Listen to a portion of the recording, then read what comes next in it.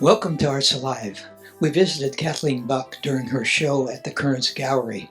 She indicated her paintings attempt to capture figures and objects using texture and color to express mood and emotion within an abstract background. She strives to create strong, harmonious compositions that will engage the viewer.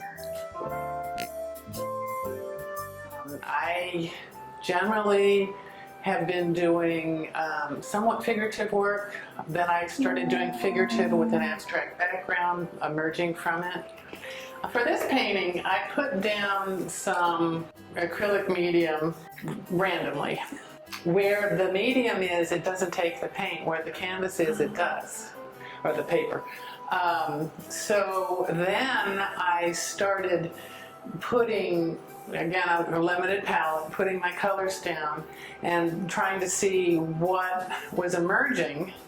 And of course the girl emerged right away, but then I saw the man with the hat and the serape and the dog.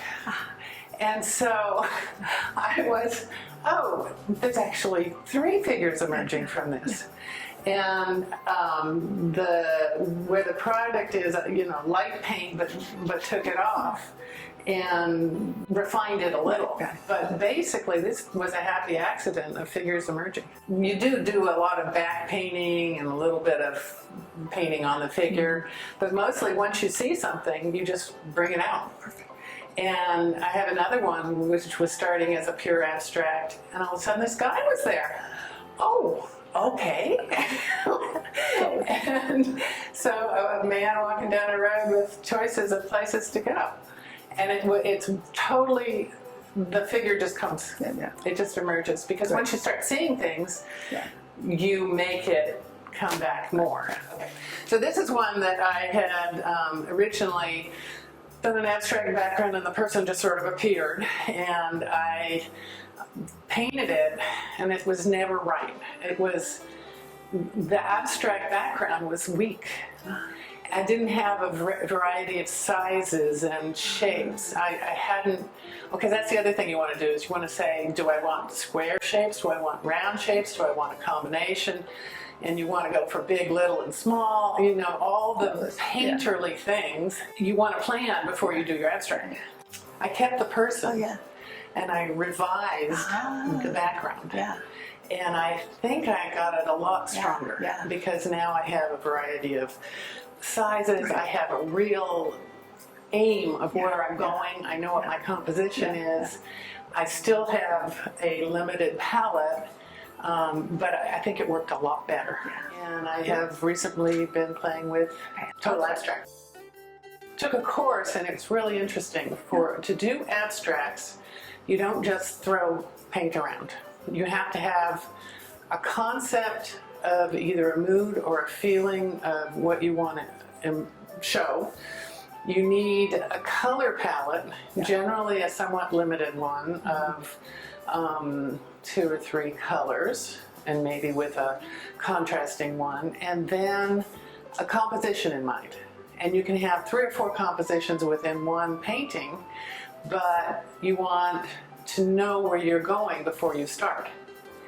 And then you throw paint around and you can veer somewhat, but it's interesting. If you think your composition is going to be a bridge and a 1/3, 2/3 and something else like that, and you've finished painting and you wonder, is it any good? If you look at it and go, oh, I left out one of my compositional elements, you can tell that it's not as good as it should be.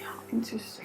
So that's sort of where I started. And I've been doing lots of abstracts. I still do a fair amount of bring it back to reality somewhat. So my Grand Canyon was a total abstract. And then I just making marks on paper, turning it, making texture because I love texture. And then I said, well, what is it? And I thought it looked canyon-like, and so then I sort of resolved it.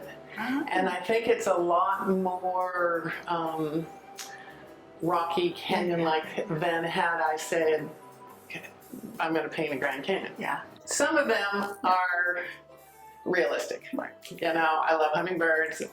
They were feeding, and I thought it was very cool that the snow was on the branches, and you could see it through the feeder. And so, you know, so sometimes I am going to realism, although not photorealism. But I do like having, like that one was, the mountain was started entirely abstract.